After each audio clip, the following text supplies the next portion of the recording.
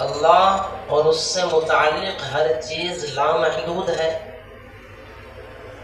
اور غیر اللہ ما سوى اللہ ہر چیز محدود ہے۔ اصل میں اس سے بتانا مقصود یہ ہے کہ ہم اللہ کے علاوہ کسی اور کو ہرگز بھی لامحدود نہ سمجھیں، کسی بھی تعلق کو، کسی بھی شے کو دنیا کی، چاہے وہ کوئی کیوں۔ کیا مطلب؟ مثلا ہمارا ایک تعلق ہمارے والدین سے ہے، کیونکہ یہ تعلق غیر اللہ ہے، اللہ کی ذات اور اس کی صفات سے متعلق نہیں ہے، اس لیے یہ تعلق بھی محدود ہے، لامحدود نہیں۔ ہمارا ایک تعلق ہماری اولاد کے ساتھ ہے، اور چونکہ یہ تعلق بھی غیر اللہ ہے، اللہ اور اس کی صفات سے متعلق نہیں ہے، اس وجہ سے یہ تعلق بھی محدود ہے، لامحدود نہیں ہے۔ اس کی بھی ایک انتہا ہے، ایک جگہ جا کر کے اس تعلق کی حیثیت بھی پھر ختم ہو جاتی ہے۔ حد سے زیادہ کسی کو چاہنے کی اجازت نہیں۔ جس کو بھی ہم چاہ رہے ہیں وہ ذات ہی محدود ہے، تو اس کو حد سے زیادہ لامحدود چاہنے کی اجازت کیسے ہو سکتی؟ اب چاہے دنیا کا جو تعلق ہو، دنیا کی جو شے ہو،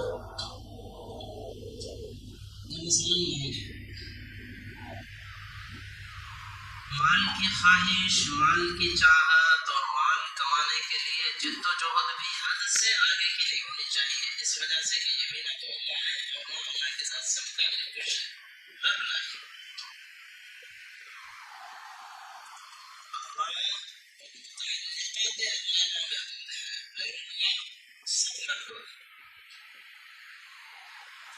اصل میں اس سے کہنا مقصود یہ ہے کہ دیکھیں، بعض مرتبہ ہمارے درمیان ایسی بات آتی ہے کہ بھائی وہ فلاں صاحب گاؤں کے بڑے ہیں، انہوں نے کہہ دیا کہ فلانی چیز ایسی ہے، تو بس اب وہ حرف آخر ہے، اس سے آگے کسی کو بولنے کی، کسی کو روکنے کی، کسی کو ٹوکنے کی، کسی کو سوال کرنے کی ضرورت ہی نہیں۔ ایک عام ماحول ہمارے معاشرے میں یہ پایا جاتا ہے، اور یہ ماحول 100% یہ غلط ہے۔ دیکھیے، جہاں تک رائے کا تعلق ہے، کسی کی بھی رائے کا تعلق ہے، تو کوئی ضروری نہیں ہے کہ بڑے کی رائے ہی درست ہو اور چھوٹے کی رائے بڑے کی رائے کے مقابلے میں غلط ہی ہو۔ اپنے ذہنوں میں بٹھائیے میں کیا کہنا چاہتا ہوں۔ چھوٹے کی رائے بڑے کی رائے کے مقابلے میں غلط ہی ہو، یہ کوئی ضروری نہیں ہے، اور ایک بڑے کی رائے چھوٹے کی رائے کے مقابلے میں صحیح ہی ہو، یہ کوئی ضروری نہیں۔ ہاں، تجربے کے زیادہ ہونے کی وجہ سے، کوئی علم میں بڑا ہو تو علم زیادہ ہونے کی وجہ سے عام طور پر ایسا ہو سکتا ہے کہ بڑے کی رائے چھوٹے کی رائے کے مقابلے میں درست اور صحیح ہو، لیکن ہمیشہ ایسا ہی ہوگا یہ کوئی ضروری نہیں۔ ایسا ہو سکتا ہے کہ چھوٹے کی رائے، اب چاہے وہ چھوٹا عمر میں کیوں نہ ہو، چاہے تجربے میں چھوٹا کیوں نہ ہو، چاہے علم میں چھوٹا کیوں نہ ہو، چاہے برادری اس کی چھوٹی کیوں نہ ہو، کسی بھی لائن سے چھوٹا کیوں نہ ہو، چھوٹے کی رائے بعض مرتبہ بڑے کی رائے سے افضل ہو سکتی ہے، کوئی برائی اس میں نہیں، رائے ہے بس وہ، جیسے چھوٹا انسان ہے ویسے ہی بڑا بھی انسان ہے، اور انسان فی نفسہ ہی انسان ہونے کے ناطے سے رائے کی خطا کھا سکتا ہے، غلط قسم کی رائے کسی انسان کی بن سکتی ہے۔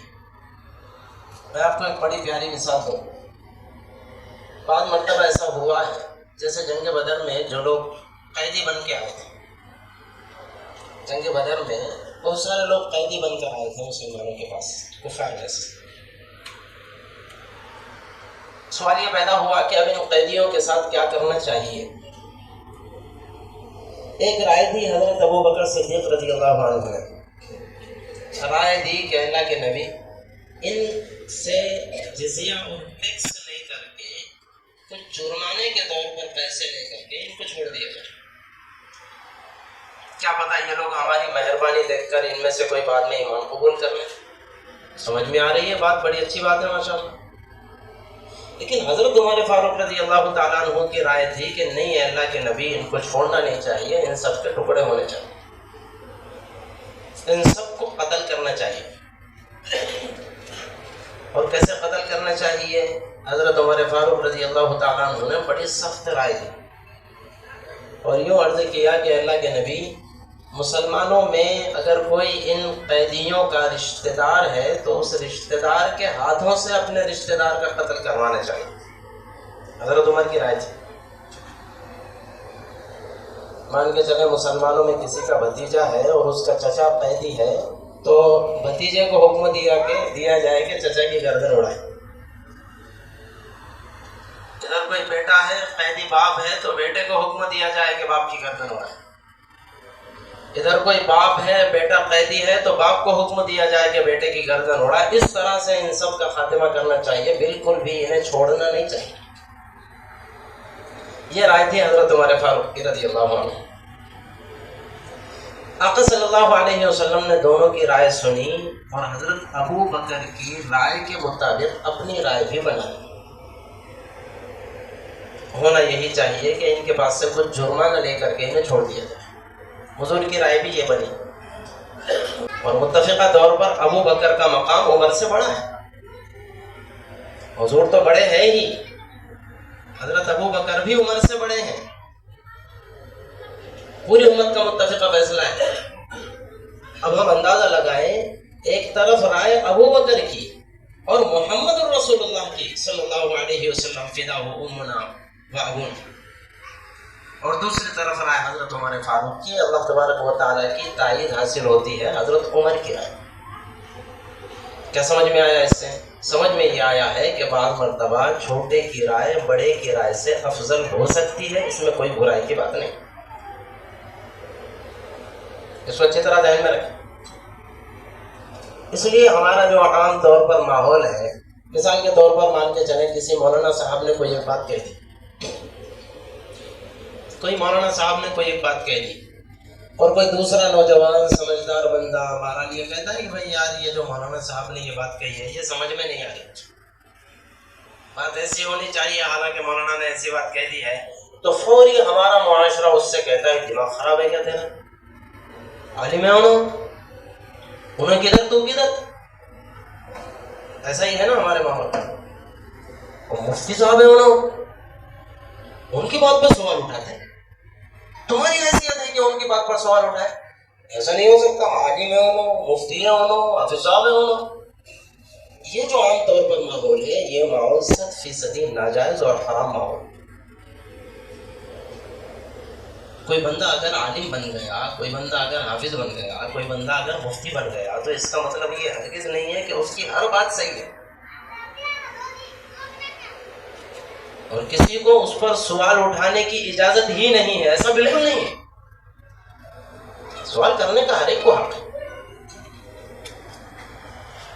ہاں اتنا ضرور ہے کہ سوال کرنے والا سائل دل میں نفرت لے کر کے سوال نہ کرے، سوال کرنے والا سائل دشمنی سے سوال نہ کرے، سوال کرنے والا تکبر کی وجہ سے سوال نہ کرے، سوال کرنے والا سامنے کو حقیر ذلیل فقیر سمجھتے ہوئے سوال نہ کرے۔ بھائی آپ نے ایک بات کہی تھی مجھے سمجھ میں نہیں آئی، میری جانب سے یہ سوال ہے، اس کا جواب دو۔ اگر آپ کے پاس اس کا معقول جواب ہے تو میں قبول کرنے کو تیار ہوں، آپ کے پاس اس کا معقول جواب نہیں ہے تو پھر جو میں کہہ رہا ہوں اسے قبول کرو۔ یہ بات سمجھ میں آ رہی ہے؟ یہ ہے انسانیت۔ اس کے برخلاف اگر ایسا ہو جائے کہ نہیں انہوں تو پتہ نہیں پڑو کہاں ہے، اللہ میاں ہے، ان کی بات پر آپ سوال کر ہی نہیں سکتے، اس کا مطلب یہ ہے کہ ہم نے ان کو جس کی بات پر سوال کرنے کی اجازت کسی کو نہیں دی ہے، یا تو اللہ مان لیا ہے یا رسول اللہ۔ کیا بات کہہ رہا ہوں؟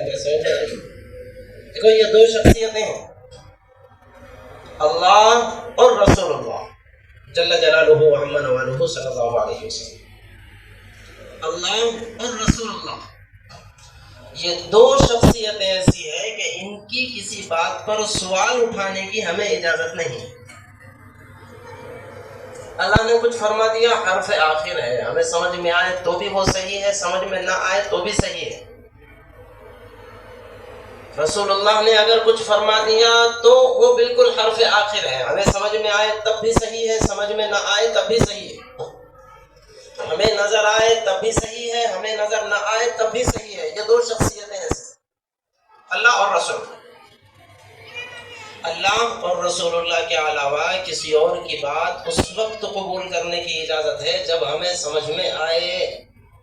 ہمیں سمجھ میں نہیں آ رہی ہے، ہمیں بات خلاف واقعہ نظر آ رہی ہے، اس کے باوجود اس کو ماننا ضروری قرار دے دیا جائے تو اس کا مطلب یہ ہے کہ جس کی بات ہے اس شخصیت کو ہم نے یا تو اللہ بنا لیا ہے یا رسول اللہ بنا لیا ہے.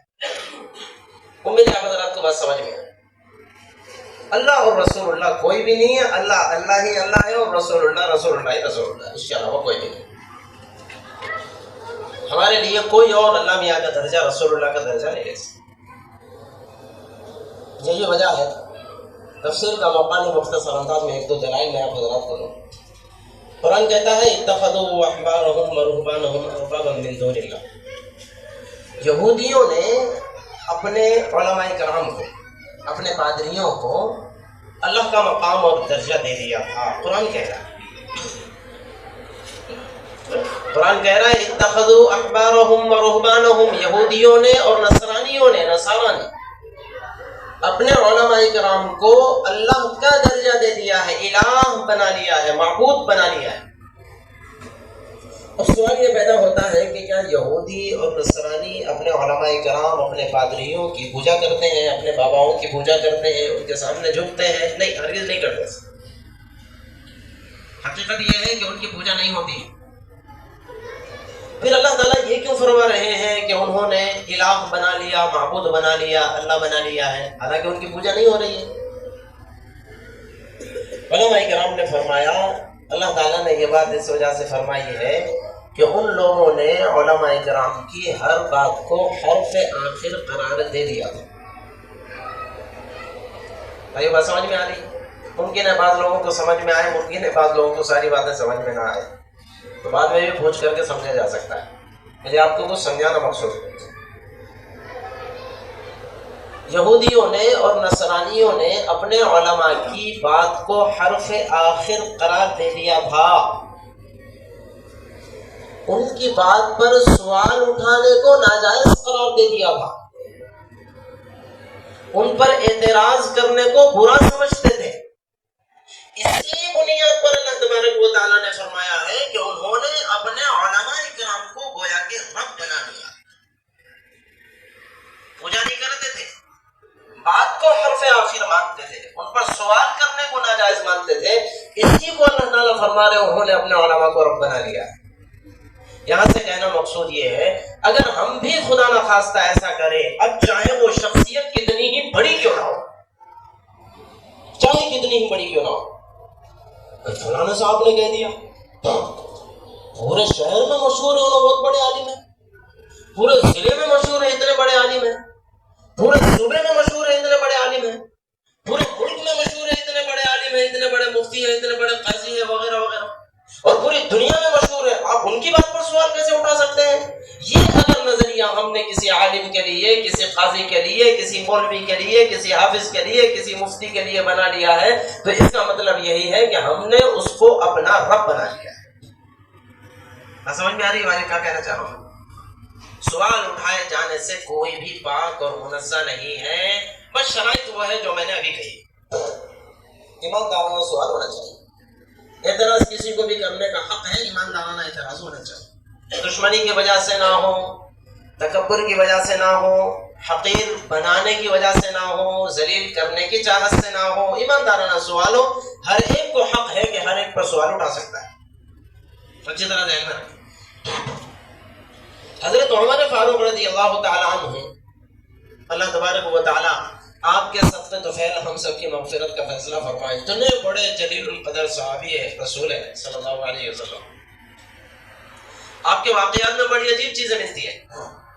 ایک مرتبہ حضرت عمر فاروق رضی اللہ تعالیٰ عنہ جمعہ کا خطبہ دینے کے لیے ممبر پر تشریف فرما ہوئے تو لوگوں نے دیکھا کہ حضرت عمر کے بدن پر جو لباس ہے وہ لباس اس کپڑے کا ہے کہ جو کپڑا ابھی جنگ میں مسلمانوں کو کافروں کے مقابلے میں فتح ہوئی تھی ان کے پاس سے دیے گئے مال میں آیا ہوا کپڑا ہے، مال غنیمت کے طور پر. اور وہ کپڑا ہر مسلمان کو اتنا تقسیم ہوا ہے کہ جس میں ایک جھبا اور کرتا نہیں ہو سکتا. اور حضرت عمر فاروق کو ہم دیکھ رہے ہیں کہ اسی کپڑے کا لباس اور جھبا انہوں نے پہنا ہوا ہے. صحابہ بڑے پریشان ہوئے کہ ہم کو جتنا کپڑا ملا ہے اس میں تو ہم کو کرتا نہیں ہوتا، عمر کو اتنا کرتا کیسا ہو گیا؟ پتا چلا کہ انہوں نے کرتا کے لیے کپڑا زیادہ ہے. امیر المومنین ہے نا، خلیفۃ المسلمین ہے نا، خلیفہ ہے، بادشاہ وقت ہے، لامحالہ انہوں نے کپڑا زیادہ لے لیا ہے، اسی وجہ سے کرتا سلا ہے، ورنہ ہمیں جتنا کپڑا ملا ہے اس میں تو کرتا نہیں سلتا.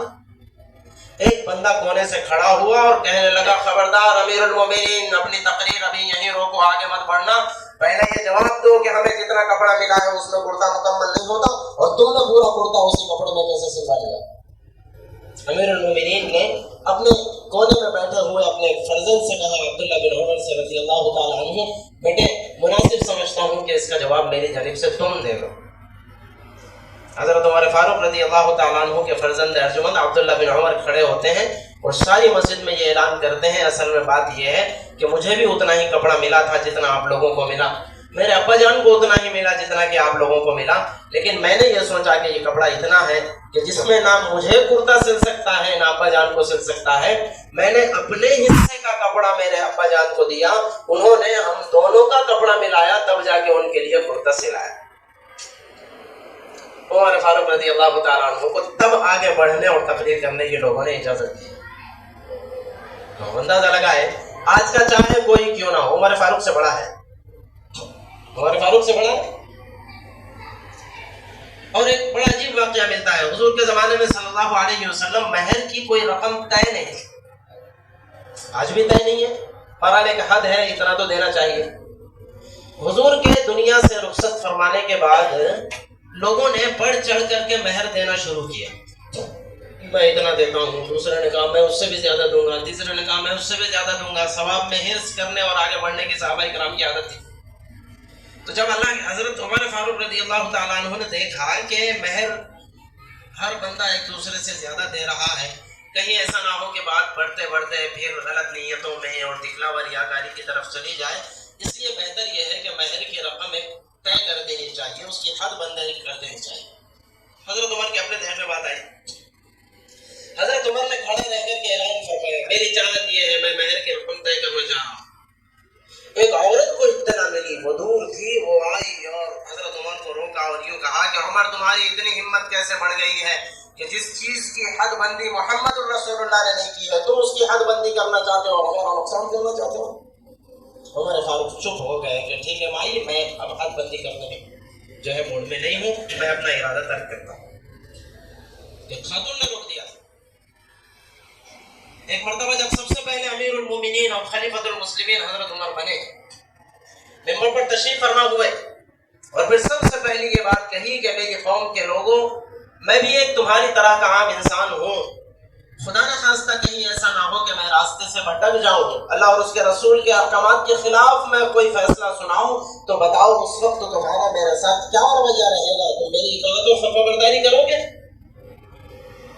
ایک کونے میں بیٹھا ہوا ایک سیدھا سادہ مسلمان تھا، تلوار ننگی لے کر کے کھڑا ہو گیا اور یہ عرض کیا کہ اے عمر رضی اللہ عنہ، اس وقت بھی یہ ہماری تلوار تمہارا فیصلہ کرے. بھائی بات سمجھ میں آ رہی ہے؟ اگر تم نے کوئی ایسا کام کیا جو ہمیں سمجھ میں نہیں آتا ہے، شریعت کے خلاف، اللہ اور اس کے رسول کی مرضی کے خلاف، تو پھر فیصلہ کہ ہماری ننگی تلوار کرے گی. حضرت عمر فاروق خوش ہو گئے اور اللہ کی تعریف کی اور یوں کہا کہ اللہ تیرا بڑا احسان ہے کہ تو نے میری رعایا میں ایسے لوگ پیدا فرمائے ہیں کہ اگر میں کوئی غلطی کر بیٹھوں تو میرا فیصلہ تلوار سے کرنے کے لیے تیار. کہنا مقصود یہ ہے دوستوں اور بزرگوں کہ اس قسم کی تنقید سے، اس قسم کے اعتراض سے، اس قسم کے سوال سے دنیا کی کوئی بھی شخصیت بالا تر نہیں ہے. अच्छी तरह से अपने ذہنوں میں بات بٹھائیے. اصل میں یہ مجھے کہنا کیوں پڑ گیا، ایک چند دن پہلے ایک بندے سے ملاقات ہوئی، سفر میں ملاقات ہوئی، پڑوس میں بیٹھے ہوئے تھے اور انہوں نے ایک بڑا لمبی بات کہی اور علماء کرام سے اپنی محبت کا اظہار کیا. مجھے علماء کرام سے بہت زیادہ محبت ہے، کسی کو بھی میں علماء کے خلاف بولنے نہیں دیتا ہوں. علماء کے خلاف اگر کوئی بول دے ابھی 4 دن پہلے ایسا ہوا فلانی جگہ، تو میں نے اس سے جھگڑا مول لیا اور ایسا ویسا وغیرہ وغیرہ، تو اس کو میں نے سمجھایا اللہ کے بندے علماء کرام سے اور کسی سے بھی محبت ہونی چاہیے. والدین سے محبت ہونی چاہیے، حق ہے. اولاد سے محبت ہونی چاہیے، حق ہے. بیوی سے محبت ہونی چاہیے، حق ہے. دوستوں یاروں سے محبت ہونی چاہیے، حق ہے. بالکل اسی طرح علماء سے بھی محبت ہونی چاہیے، حق ہے. لیکن ان ساری محبتوں کی ایک تحدید ہے، ایک حد بندی ہے. حد سے باہر کوئی بھی نہیں ہے، چاہے وہ علماء کرام ہی کیوں نہ ہو. اور اگر کوئی کسی کی غلط انداز میں مخالفت تعین کر رہا ہے، سن لیجیے اچھی طرح سے میرا جملہ، کوئی کسی کی غلط انداز میں تعین کر رہا ہے، غلطی پر تعین کر رہا ہے، جھوٹ پر تعین کر رہا ہے، خلاف واقعی بات پر تعین کر رہا ہے، تو اس کی مخالفت کرنی فرض ہے، چاہے وہ علماء کرام کی تعین کر رہا ہے. خلاصہ یہ ابھی کچھ لوگ آئے ہوئے ہیں، ہماری بات کا خلاصہ میں عرض کروں، یہ کہنا کہ فلاں کے ساتھ فلاں کی بات پر سوال کرنے کا آپ کو اختیار نہیں ہے، ہم سوال کرنے نہیں دیں گے، ہم آپ کو اعتراض کرنے نہیں دیں گے، یہ ناجائز اور حرام. ہماری آج کی گفتگو کا خلاصہ یہ ہے. کوئی بھی بندہ کسی پر بھی سوال کر سکتا ہے. ہاں، سوال پھر ایک مرتبہ عرض کروں، دشمنی کے نیت سے نہیں ہونا چاہیے، سامنے والے کو ذلیل کرنے کی نیت سے نہیں ہونا چاہیے، اپنا تکبر دکھلانے کی نیت سے نہیں ہونا چاہیے، حقیقت پر مبنی سوال ہونا چاہیے. بھائی آپ نے یہ بات کہی ہے سو مجھے سمجھ میں نہیں آئی ہے، میری جانب سے یہ اعتراض ہے، یہ سوال ہے، اگر آپ کی جانب سے جواب آتا ہے تو میں قبول کرنے کو تیار ہوں، آپ کی جانب سے معقول جواب نہیں ہے تو پھر میری بات کو آپ قبول کریں. انسانیت کے دائرے میں رہ کر کے بات ہونی چاہیے.